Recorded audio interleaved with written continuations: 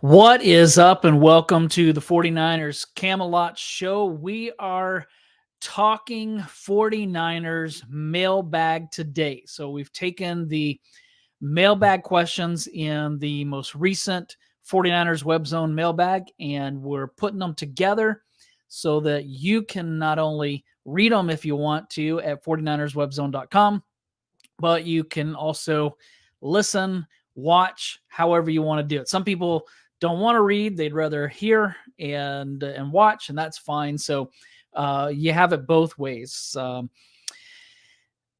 read an interesting thing before I get into the mailbag from Al Sacco, who's also a 49ers Web Zone guy.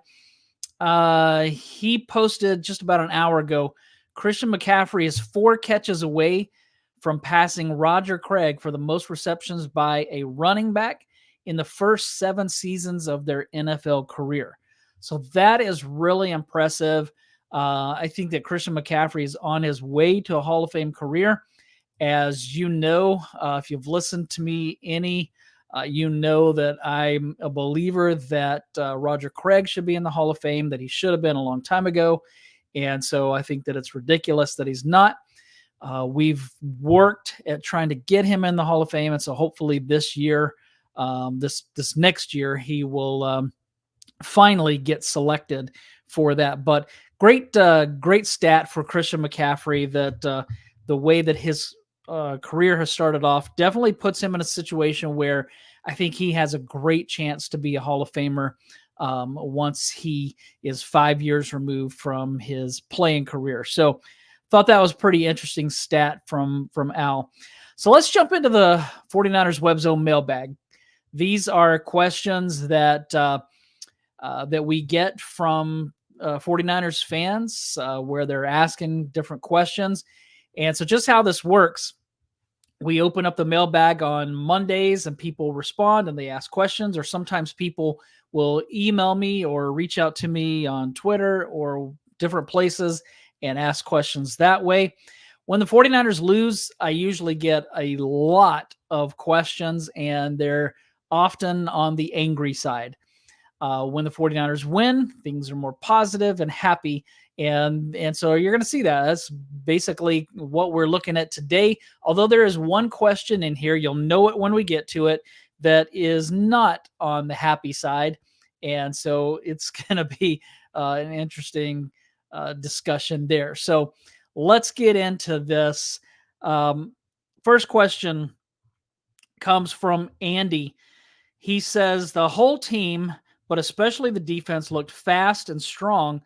Was the bye all they needed to get back rested and refreshed to where they were early in the season? Yeah, I think the bye came at just the right time for the 49ers. It not only allowed some injured players like Deebo Samuel and Trent Williams the time to come back. Not only that, but Dre Greenlaw. I don't know if Dre Greenlaw could have played the following Sunday after that Cincinnati game because he just was struggling. And so I don't know if he would have been able to play in that game. So it allowed him to get healthier. It allowed him to rest and reflect.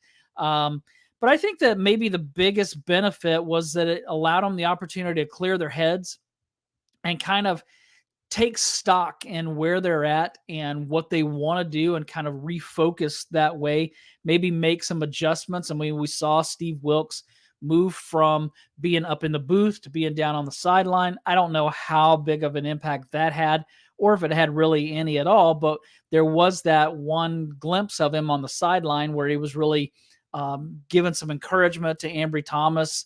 I think it was maybe after a big play that Thomas had made. I don't remember if it was the fumble recovery or if it was something else, but there was that moment where Steve Wilks was really encouraging Ambry Thomas. But definitely he had some different looks. I mean, the 49ers defense was killing it out there. They were so good. They still missed more tackles than they should have missed, but they definitely were better. They committed less penalties. They really got after the quarterback. They shut down the run. I think that maybe their weakness in this game against Jacksonville was stopping the screen pass And going into Tampa, that's something that the Bucks do really well also. So that could be difficult as well. And so when we look at that, the 49ers defense really beyond the screen game and stopping that played just about flawless. They were so good. So I think some of those adjustments that were made in the bye week really paid off. Kyle Shanahan said this, not this past Monday, but last week toward the weekend. He said, I knew that we needed to get away for rest, but the cool thing was when we came back Monday, not this Monday, but the Monday before, I didn't know how the guys were going to be. I was ready to go in and talk to them as a team, and it was one of the most easy team meetings I've ever had. Just the energy in the room, the feeling. I think guys were really pissed and disappointed about how things have gone, and I think they were pumped to be back at work on Monday. We had a great practice to start the week. The energy has been at an all-time high, and we just want to get to Sunday and go out there and play football. So that's what Kyle Shanahan said last week. So he saw a difference in his team when they came back from the bye. So let's see. What do we have here? The next question from Jose. Hi, Mark. My question is if this level of play is sustainable for the rest of the season, including playoffs, because we had the same level 5 games in a row, and then all of a sudden it all came down. I do believe that this level of play is sustainable. And for one thing, this team is probably the most talented team in the NFL. So when they play focused, when they're healthy, or at least somewhat healthy, they have the potential to really do a lot of damage and win a lot of games. So yeah, I think they could easily go on a roll. Well, maybe not easily, but they could go on a roll here. And think about this. The past 2 seasons, they went on a tear in the second half of the season after starting slow. So in 2021, they won 7 of their last 9 games and then stormed into the playoffs. Last season, they won their final 10 games of the regular season. So yes, it is very possible for the 49ers to maintain what we saw on Sunday. Not that they're going to blow every team out, but they certainly can keep this going and keep that momentum ready for the playoffs. So they have a really good chance to win most of their. I think that they can win every game, and I'm going to get to one of them specifically here in a minute. But I think they can win every game that they play in if they play like they're capable of playing. If they play focused like they did on Sunday against Jacksonville, like they did against Dallas. When they play like that, nobody's going to beat them. But when they play like they did against Cleveland or Minnesota or Cincinnati, then no, they're going to struggle in those times. So Centennial said, "I'll take an ugly win every game if it gets us the 1 seed." Yeah, I don't need blowouts. Blowouts are nice. Blowouts are really good because here's what I would love to see. So the 49ers went into the fourth quarter with a big lead on Sunday. They were able to rest a lot of their players. And so I would love to see that happen again this Sunday against Tampa. So then that way, getting ready on a short week to play Seattle, maybe the 49ers can be a little bit more rested than if they had to play the whole game. And let's hope that Seattle plays a tough game and they end up going into overtime. I don't know who they play, but I hope that they have a really tough time and maybe go into overtime. That would be perfect because the 49ers play the Seahawks that following Thursday on Thanksgiving. So yeah, I think they can sustain this. So here is the negative question that I got, the biggest negative question that I got this week. This is from Darren. When do we talk about firing Kyle Shanahan as he won't let his quarterback pass? I don't even know if this is real. I mean, this is so crazy. You're talking about firing Shanahan, and you're asking this. You didn't ask this at the end of the 3-game losing streak. You asked this after they dismantled the Jacksonville Jaguars. And so that's when Darren comes in here and says, hey, Kyle Shanahan should be fired. So here's what he wants. I mean, and it's because he wants Shanahan to throw the ball more? I mean, this team is built to run, and they won big. When they're running the ball, they're hard to beat, and yet this guy's wanting him fired because he doesn't throw the ball enough. So here's the thing.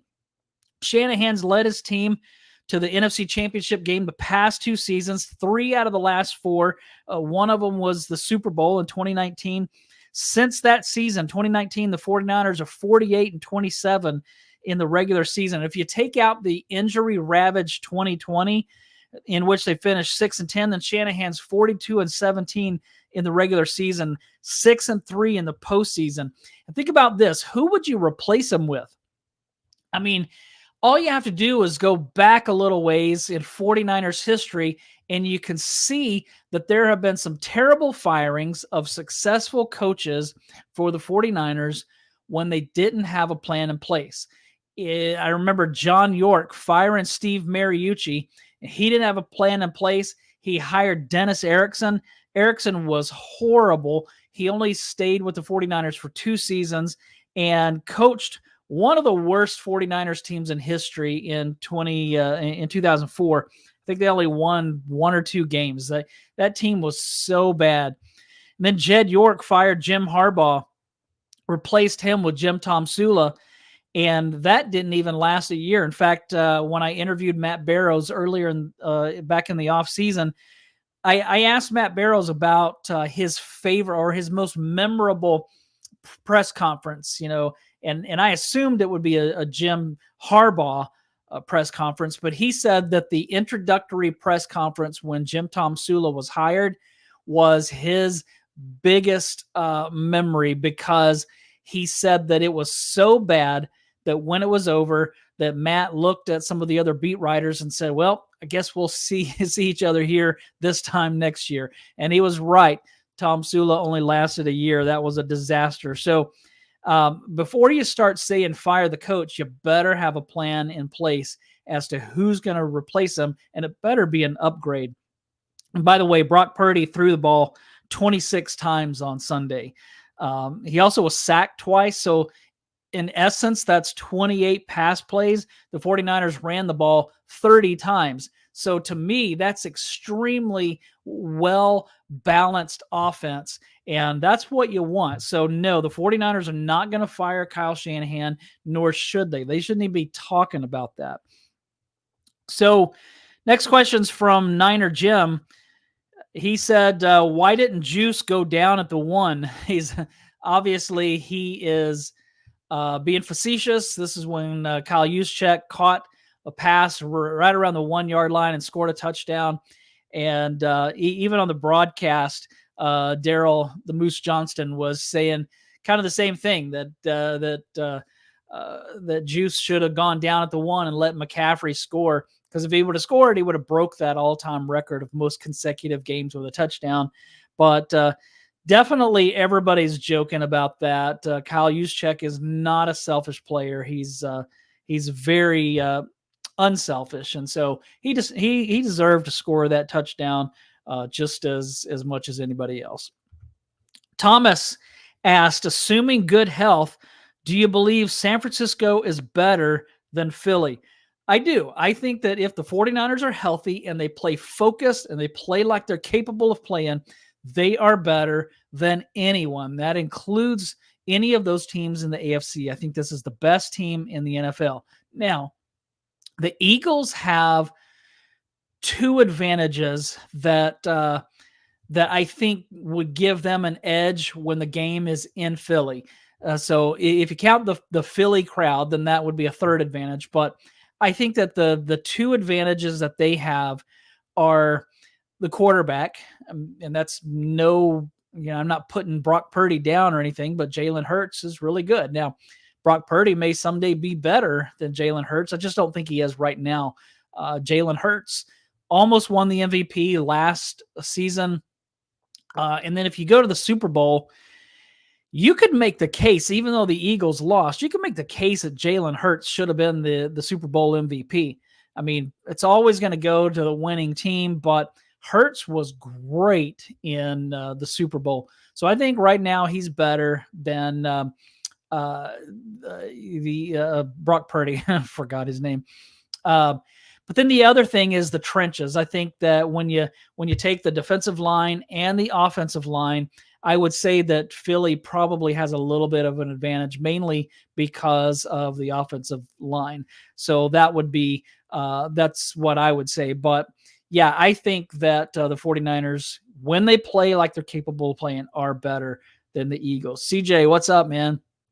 Let's see what he says. I don't think we are better than Philly right now. All right. Yeah, I do think that if the NFC Championship game, if that's where they met, if that game is in Philly, that's advantage Eagles. If it's in Santa Clara, I think that that's advantage 49ers. But I can respect that. I mean, Philly's really good, and so I definitely can appreciate that. I just think that when the 49ers play their game, they can beat anybody. CJ said they are stronger. He's talking about the Eagles are stronger on both lines of scrimmage. Yep, that's what I said. I think that they're better in the trenches. And he said they have a better quarterback. Yeah. I think that those two things, the trenches and the quarterback, probably gives them a little bit of an edge, especially when the game is in Philly. And right now, they are they're in the lead for home field advantage. And so we'll see if they lose anymore or if they beat the 49ers. I actually think that when that game is played in December, I probably am going to pick the Eagles to win that game just because I think it's going to be hard to go there and win. And if the Eagles do win that game, they'd really have to blow it to not have home field advantage in the NFC. So CJ said being at home makes a difference. I can agree on that.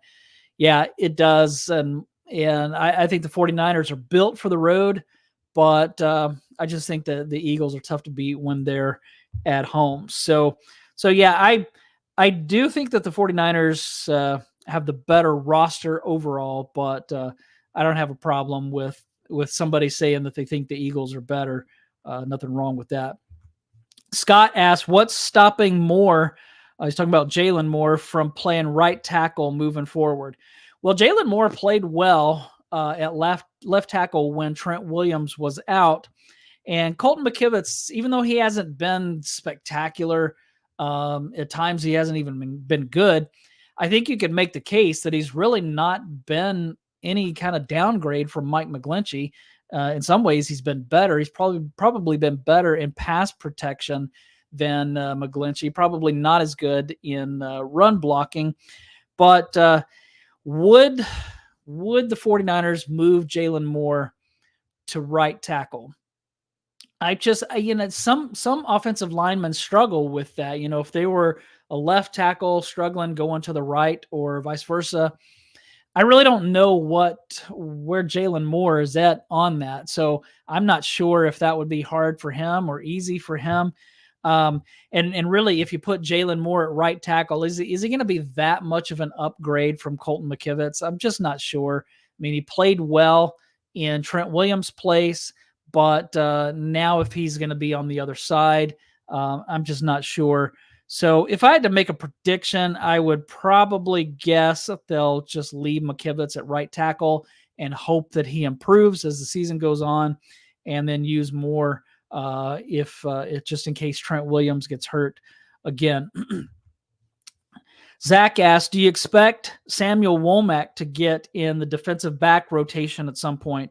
I actually do. I think that so last week, the 49ers opened the practice window for three players, for Robert Bill Jr., for Darrell Luter Jr., and for Samuel Womack III.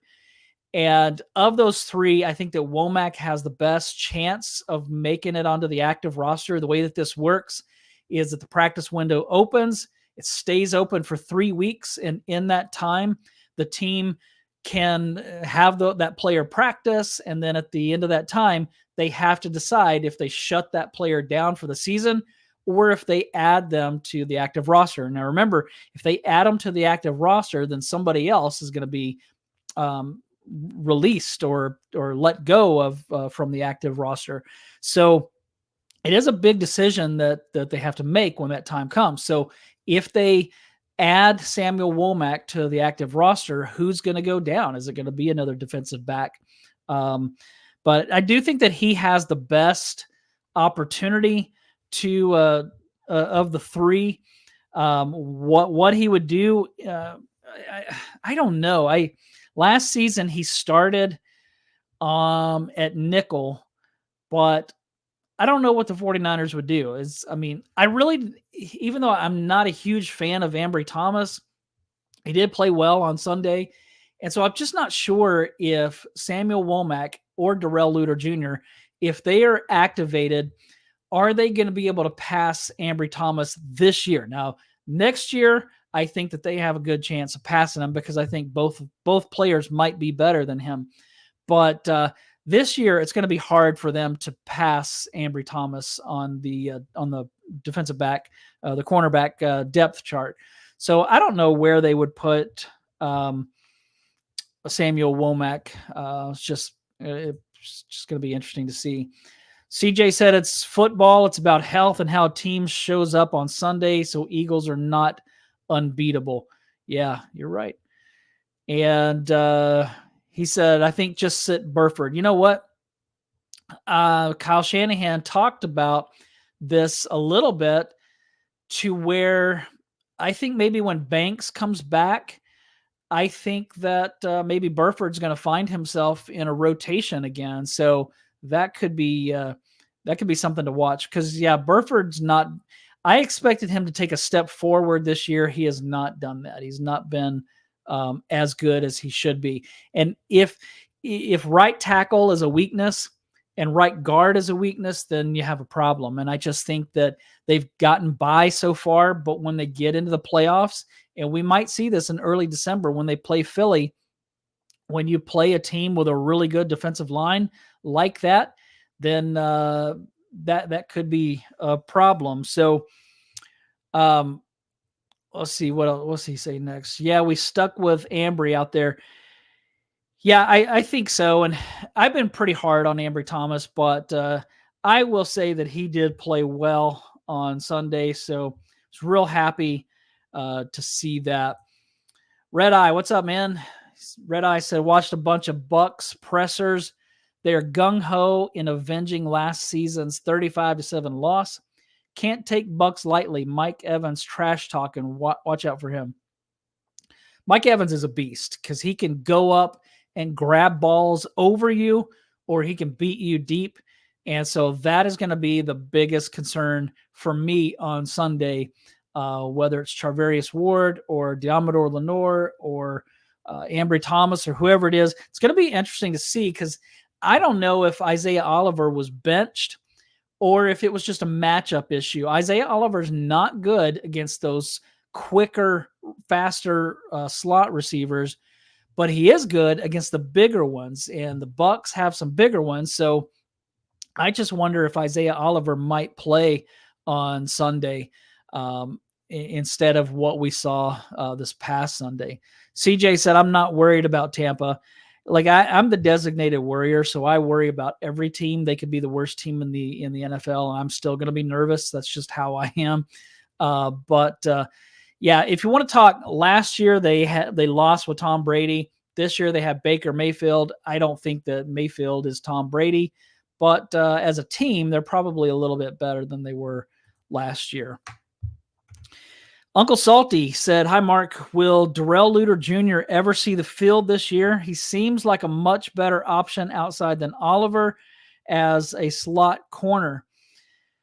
Well, I think that it's going to be tough for Darrell Luter Jr. to make the active roster, and if he does, how far up the ladder is he going to make it? I just don't know. Even though Ambry Thomas has had his share of struggles, just not sure that that Womack or Luter are going to be able to pass him on the depth chart, and so no, I guess if he shows a lot in practice, because really he didn't get to practice in training camp because he was hurt before training camp started.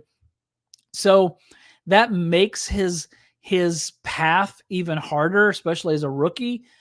But let's say, if he shows them something, then yeah, maybe he has a good chance of getting in there. But whether they're going to play him at nickel or on the outside, I don't know. I've heard both. I've heard that they like Luter inside, and I've heard that they like him, or not they as in the 49ers, but just in scouts like him on the inside, and some like him on the outside. So I don't know where they're going to put him. Cosmo, how's it going, man?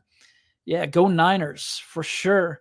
Red Eye said, I don't want a close game. Shanny gets flustered and puts out crappy play calls. We all know his PFF crap scores in the fourth quarter.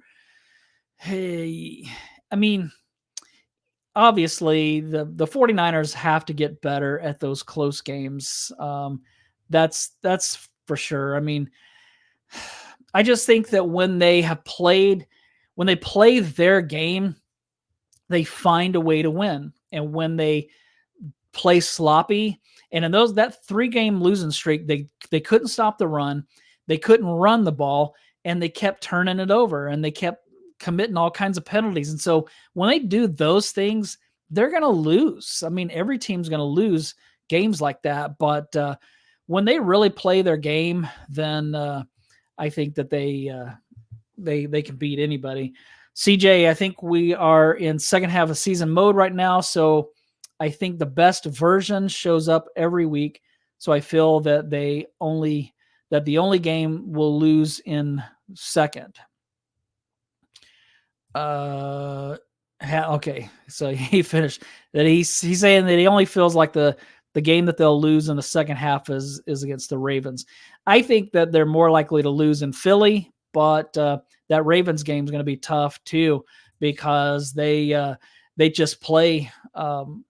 That's just a tough team, Red Eye said, sucks to play the Seahawks on Thursday night right after the Bucks. Yeah, that's why I was saying, let's hope that the 49ers blow out the Bucks and can rest some players like they did last week. And let's hope that Seattle goes into overtime. CJ said, we just have no answer to what the Ravens do. Hopefully we don't see them in a Super Bowl scenario. Yeah, those running quarterbacks are a problem. So yeah, and he's responding to Red Eye saying hopefully the game is over at the end of the third quarter. That would be great. So yeah, I think let me see what Red Eye is saying here. Shanny does not practice 2-minute no huddle drills according to Cone. I believe it. Shanny play calls are worse inside 2 minutes close game. Yeah, I have heard that same thing. I have heard that they don't practice 2 minutes, that they practice a 4-minute 4-minute drills, but that they don't practice the 2-minute. And that's, I guess, Grant Cohn, is that must be where Red Eye heard that. I don't remember where I heard it, but maybe I heard it from Grant. I hope that that's not true, because that's a really important thing I think that they need to be working on. But hey, I'm just some dummy sitting behind a microphone. So, all right. Andy said Mitchell is obviously Kyle's favorite for running back 2, but why isn't Mason getting at least some run in the offense? Okay, I feel like every week I have to answer this question in the mailbag. Why isn't Jordan Mason getting to play as much as Elijah Mitchell? So here are the 3 reasons why I believe that's the case. First, Jordan Mason is not as good in pass protection as Elijah Mitchell is. And for Bobby Turner and for Kyle Shanahan, that is really big. Pass protection for the running back is really huge. Number 2, Mason isn't as good of a receiver as Mitchell. And so you think of one of the things that makes Christian McCaffrey so special is that he lines up in the backfield. The defense doesn't know if he's running the ball, if he's going to pass protect, or if he's going to go out and be part of the passing game as a receiver. And so that's one of the things that makes him so special. Elijah Mitchell, even though he's not on McCaffrey's level, he still can do the same things. But Jordan Mason's not as good at that. And so when he's in the game, the defense has a pretty good feel for what's going to happen, and that's typically going to be a run play. So that's another reason. And then number 3 is that Elijah Mitchell's never fumbled the ball in his NFL career. I don't know if Jordan Mason has in the regular season, but he did a few times in the preseason. He did a lot in training camp, and the coaches see that. So I think they just trust Elijah Mitchell more. Is Jordan Mason a better rusher, like running the ball? That's very possible. He certainly has looked better this year than Elijah Mitchell has. But I think that when you add those other things, I think that that's why Elijah Mitchell plays ahead of Jordan Mason. So take that for what it is. Let's see. Red Eye says, Cones says he doesn't see it in practices. 2-minute no huddle drills doesn't exist.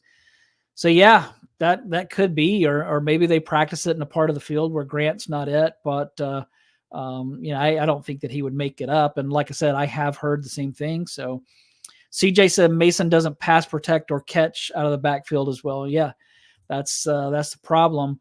And he said, I do think when it's time to close out the game with known running situations, we should use Mason. I think that Mason's a great closer, and I think that that's that he's great for that spot. But again, if it's a close game, if it's like that Dallas game or like the Jacksonville game, to me, that's good. That's a good time to put in Jordan Mason and just let him run through people.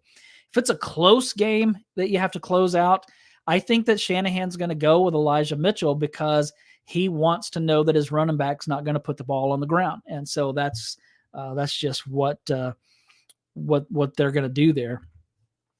Rob asked, end of the season, does San Francisco prioritize extending Chase Young or Brandon Ayuk? Now, I don't know if he's asking which of the two, or if he's asking, are they going to do either of them? So the way that I would answer it is that I think that they're at least going to try to re-sign Chase Young, and I think that they're at least going to try to extend Brandon Ayuk in the offseason. If I had to guess, and this is just my prediction, I hope that I'm wrong, but I'm gonna guess that Chase Young is going to be out of the range of what they're going to be willing to pay. Remember, they're paying a lot of money to a small number of guys. And so what that has done is it's made the 49ers top heavy so that they have these really high paid stars, but when they go down, their backups or when they just need to rotate, their backups, their rotational pieces aren't as good as they have been in the previous year. So the depth of this team has suffered, not from a numbers perspective, but from a quality perspective. And so when you lose guys like a Charles Menahu or some of these guys that were depth pieces with the 49ers, but are now starting somewhere else, you lose quality depth like that, and it really hurts the team. So I think that this is what we're talking about here, is that are they going to be able to afford Chase Young? I kind of doubt it. And so I think that if I had to choose who I think if it's between Chase Young and Brandon Ayuk, I think that they're more likely to extend Ayuk than they would be to re-sign Chase Young.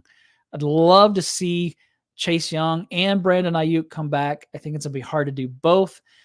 It may be hard to do either of them. So, but I think that they can, move some cap. They can manipulate things. So that I think that they can play with some numbers there and hopefully pull that off. So Cosmos said, Brad just reported Verrett is practicing with the 49ers. Really? So let me see. Was this Brad Graham that said this? So I'm just looking this up real quick. I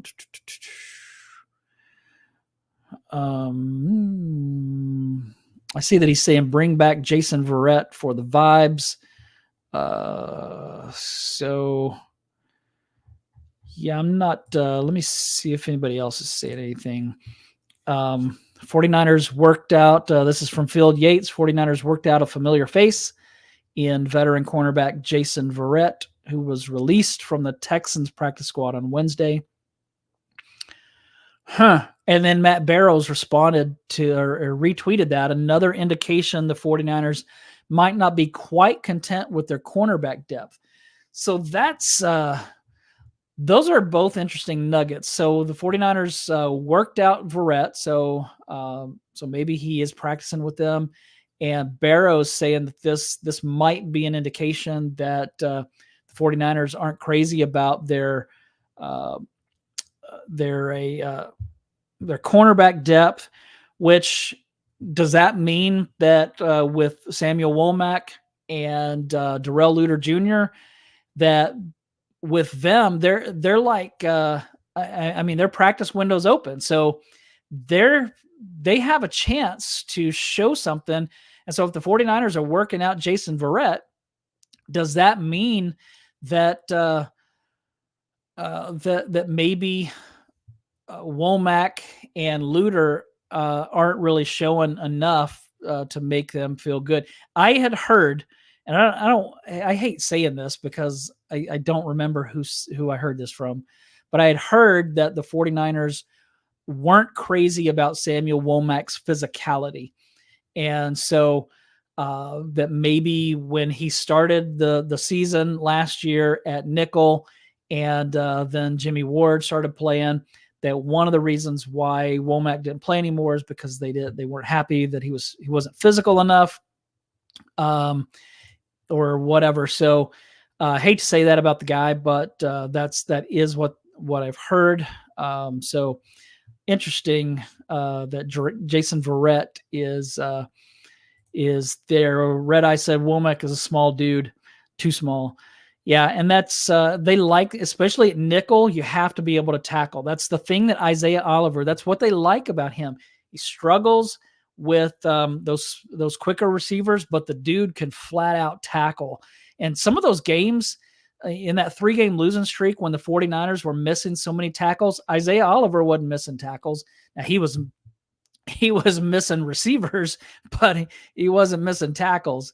So let me get back to this mailbag and see if I can finish this thing out.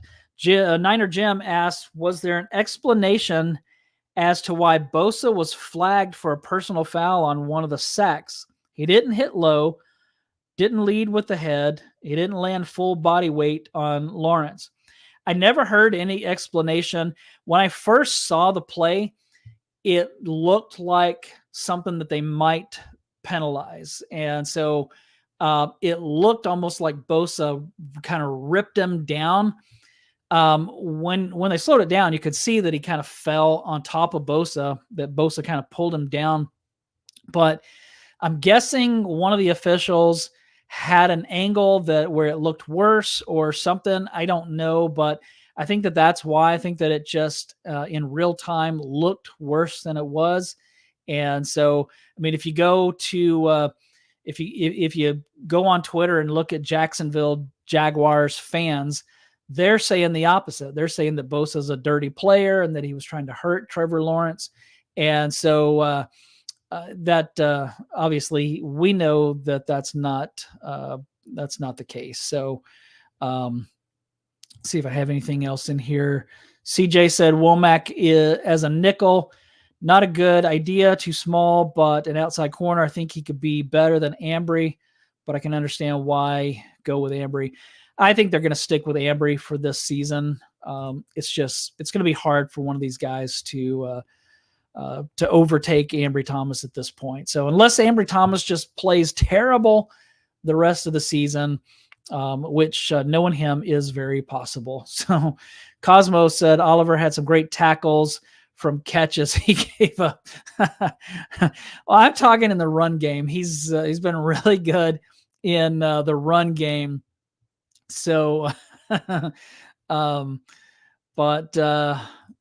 yeah. So Red Eye said Legion of Boom was good size. Shortest guy was 5'11", tallest 6'3". Yeah, they liked those corners big. And when the 49ers, when Kyle Shanahan and John Lynch first took over the 49ers, they wanted big corners as well. They've kind of gotten away from that, but they have in the past wanted those bigger corners, like the Legion of Boom was. CJ said Oliver sucks. He's not been good in pass coverage, but I will give you that for sure. Hey, that's all that I have for today. So if you're watching on YouTube, please take a minute to subscribe, hit that bell. If you're listening, wherever you listen to your audio podcast, please take a minute to rate, review, and follow the 49ers Camelot Show. But going to be looking forward to this game, and hopefully the 49ers can put the Bucs away easily and quickly, get some rest, and rest up for that Thursday night game against the Seattle Seahawks on Thanksgiving night. Thanks, everybody, for watching. Hope that you have a good rest of your